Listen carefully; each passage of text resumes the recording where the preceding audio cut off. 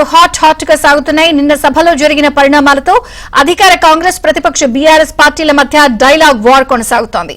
CM క్షమాపణలు చెప్పాలని BRS demand చేస్తుంటే ఆయన ఎవరిని కించపరచలేదని కాంగ్రెస్ ఎమ్మెల్యేలు చెప్పుకొస్తున్నారు. ఈ నేపథ్యంలో వాటి సమావేశం కూడా హీట్ మధ్యే కొనసాగే ఛాన్స్ ఉంది.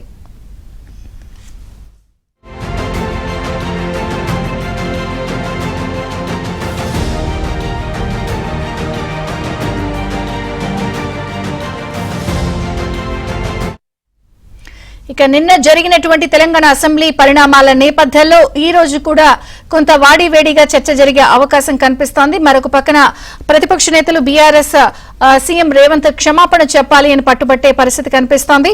ఈ నేపథ్యంలో ఈ రోజు జరిగే సమావేశాలపై కొంత ఉత్కంఠ కనిపిస్తోంది. మరిన్ని వివరాలు మా ప్రతినిధి రాజేష్ లైవ్ లో అందించడానికి సిద్ధంగా ఉన్నారు. Rajesh, over to you. Good morning Vijayachandrika. మరి కాసేపట్లో తెలంగాణ రాష్ట్ర బడ్జెట్ అసెంబ్లీ సమావేశాలు 8వ రోజు ప్రారంభం కానున్నాయి. వాళ్ళ ఉభయ సభల్లో ప్రశ్నోత్తరాలు రద్దయ్యే అవకాశం ఉంటుంది. కొన్ని బిల్లులను ఇవాళ రాష్ట్ర ప్రభుత్వం ప్రవేశపెట్టనుంది. ఇందులో పర్టికులర్గా తెలంగాణ స్టేట్ లెదర్ ఇండస్ట్రీస్ ప్రమోషన్తో పాటుగా వార్షిక రిపోర్టును మంత్రి శాసనసభ వ్యవహారాల శాఖ మంత్రి దుద్దిల శ్రీధరబాబు సభలో ప్రవేశపెట్టనున్నారు. ఇక తెలంగాణ సివిల్స్ కోర్ట్స్ అమెండ్మెంట్ బిల్లును కూడా రాష్ట్ర ప్రభుత్వం ప్రవేశపెట్టనుంది. సభలో తెలంగాణ లా చేంజ్ బిల్లును కూడా ప్రవేశపెట్టే అవకాశం ఉంటుంది. దీంతో పాటుగా యంగ్ ఇండియా స్కిల్ యూనివర్సిటీ బిల్లును కూడా రాష్ట్ర ప్రభుత్వం వాళ్ళ శాసనసభలో ప్రవేశపెట్టేటువంటి అవకాశం ఉంటుంది. దీంతో పాటుగా హైదరాబాద్ మెట్రోపాలిటన్ నగర సమ్మిళిత అభివృద్ధిపై కూడా స్వల్పకాలిక చర్చ చేసే అవకాశం ఉంటుంది రాష్ట్ర ప్రభుత్వం.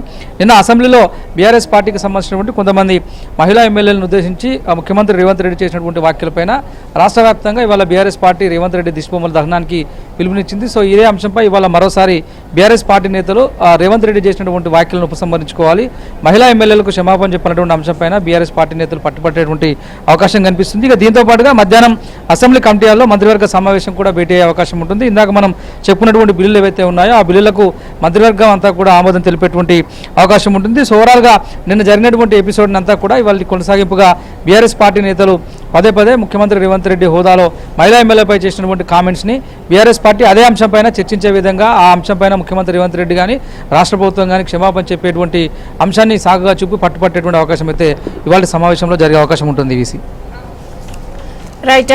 అటు అధికార పార్టీ కాంగ్రెస్ కూడా ఎటువంటి వ్యూహంతో వెళ్లే అవకాశం ఉంది?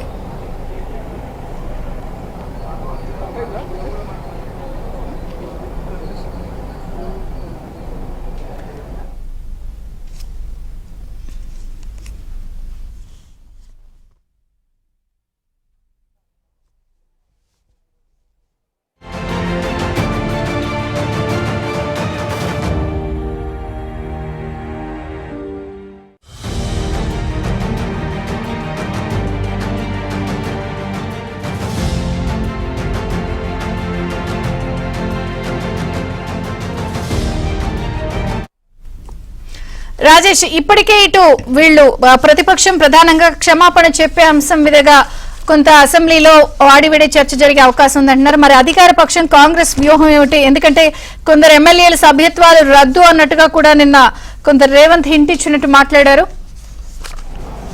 ఖచ్చితంగా, ఎందుకంటే నిన్న రేవంత్ రెడ్డి చిట్చాట్లో ఇదే విషయాన్ని ప్రస్తావించే ప్రయత్నం చేశారు. ఎందుకంటే 2018లో బీఆర్ఎస్ పార్టీ అధికారంలో ఉంది. 2018లో అనూహ్యంగా ముందస్తు ఎన్నికలు వెళ్ళి ఎక్కువ సీట్లు గెలుచుకున్న తర్వాత ఆ శాసనసభలో మాట్లాడేటువంటి అవకాశం లేకుండా ప్రతిపక్ష పార్టీలకు సంబంధించినటువంటి ఎమ్మెల్యేల పైన అప్పట్లో బీఆర్ఎస్ ప్రభుత్వం కక్షపూరితంగా వివరించినటువంటి అంశాన్ని కూడా నిన్న రేవంత్ రెడ్డి ప్రస్తావించేటువంటి ప్రయత్నం చేశారు. ఏదైతే బీఆర్ఎస్ ప్రభుత్వం ఈ 10 ఏళ్ల పాటు అధికారంలో ఉన్నటువంటి పరిస్థితి ఉందో ఆ సందర్భంలో వాళ్ళు తీసుకొచ్చినటువంటి సభా సాంప్రదాయాలను అవసరమైతే కాంగ్రెస్ ప్రభుత్వం కూడా పాటించబోతుంది. సభలో వాళ్ళు సహకరించకపోతే ఎమ్మెల్యేలకు సంబంధించినటువంటి అంశంలో స్పీకర్ తీసుకునే నిర్ణయానికి వాళ్ళు కట్టుబడాల్సినటువంటి పరిస్థితి ఉంటుందనే విషయాన్ని కూడా నిన్న రేవంత్ రెడ్డి స్పష్టం చేశారు. సో ఇవాళ జరగబోయేటువంటి ఈ సభలో ఒకవేళ బీఆర్ఎస్ పార్టీ ఎమ్మెల్యేలు పదే అదే అంశాన్ని ప్రస్తావిస్తే కనుక ఖచ్చితంగా స్పీకర్ వాళ్ళపైన సస్పెండ్ చేయడమా లేదంటే సభకు రాకుండా అడుగునే ప్రయత్నం చేయడమా ఈ అంశంపైన ఇవాళ సమావేశంలో స్పీకర్ నిర్ణయం తీసుకునే అవకాశం ఉంటుంది. ఎందుకంటే నిన్నటి నుంచి కూడా కొంత పొలిటికల్గా శాసనసభ అంతా కూడా వేడెక్కుతుంది.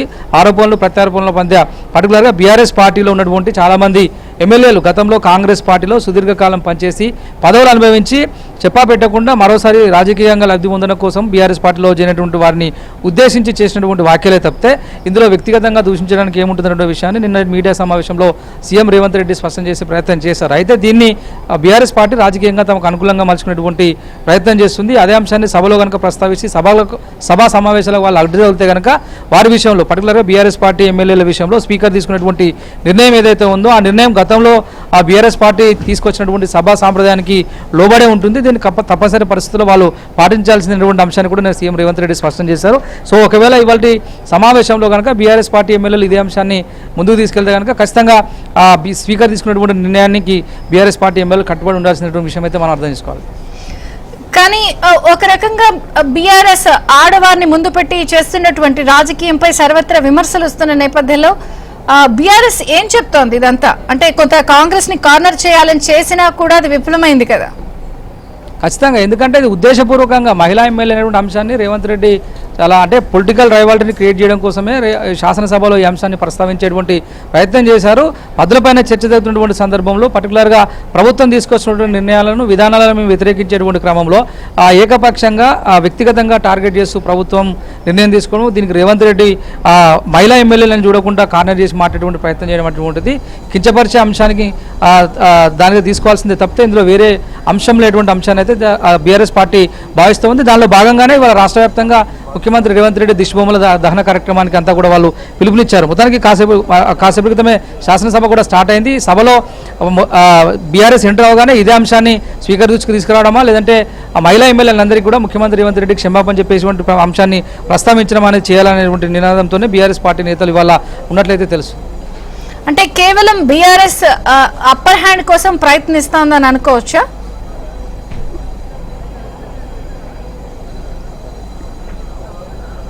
రాజేష్, ఈ మొత్తం వ్యవహారం అంతా చూస్తుంటే బీఆర్ఎస్ కేవలం సభలో ఇన్ని రోజులు సజావుగా జరిగిన ఇప్పుడు అప్పర్ హ్యాండ్ కోసం ప్రయత్నిస్తోందా? ఖచ్చితంగా, ఎందుకంటే బీఆర్ఎస్ పార్టీ తీసుకొచ్చినటువంటి నిర్ణయాలు ఏవైతే ఉన్నాయో అవే నిర్ణయాల్ని తిరిగి మళ్ళీ తూచా తప్పకుండా కాంగ్రెస్ పార్టీ పాటించబోతుందనే విషయాన్ని శాసనసభ ద్వారా మరోసారి ప్రభుత్వం స్పష్టం చేయదలుచుకుంది. ఎందుకంటే గతంలో కూడా ప్రతిపక్ష పార్టీలో ఉన్నటువంటి ఎమ్మెల్యేలని పూర్తి స్థాయిలో బీఆర్ఎస్ ఎల్పీలో విలీనం చేసుకోవడం, ప్రభుత్వంలో విలీనం చేసుకోవడం, ఒక కొత్త సాంప్రదాయానికి కేసీఆర్ శ్రీకారం చుట్టారు. సభలో ప్రభుత్వం తీసుకున్నటువంటి నిర్ణయాన్ని వ్యతిరేకించేటువంటి క్రమం కావచ్చు, ప్రభుత్వం తీసుకున్నటువంటి అంశాలను ప్రశ్నించేటువంటి ప్రయత్నం చేసేటువంటి సందర్భంలో కావచ్చు, ప్రతిపక్ష పార్టీ ఎమ్మెల్యేలను బయటకు పంపించడం లేకపోతే సభ నుంచి శాశ్వతంగా సస్పెండ్ చేసేటువంటి పరిస్థితికి సంబంధించినటువంటి సాంప్రదాయం ఏదైతే ఉందో ఈ సాంప్రదాయాన్ని బీఆర్ఎస్ పార్టీ మొదలుపెట్టింది. కాబట్టి కాంగ్రెస్ పార్టీ అధికారంలోకి వచ్చిన తర్వాత ప్రభుత్వాన్ని విధానపరమైనటువంటి నిర్ణయాల్లో ప్రశ్నిస్తే తప్పకుండా సమాధానం చెప్తాం. కానీ పరిమితికి మించి లేదంటే సభా సాంప్రదాయం నుంచి బయటకు వచ్చి ప్రవర్తిస్తే ఖచ్చితంగా అదే సాంప్రదాయాన్ని తిరిగి వాళ్ళ మీద కూడా ప్రయోగించాల్సినటువంటి అవసరం ఉంటుందన్న విషయాన్ని ఇటు శాసనసభ స్పీకర్ ద్వారా ముఖ్యమంత్రి రేవంత్ రెడ్డి కూడా నేను స్పష్టం చేశారు. సో ఇవాళ సమావేశంలో ఖచ్చితంగా అసెంబ్లీ సమావేశాలు స్టార్ట్ అయ్యాయి.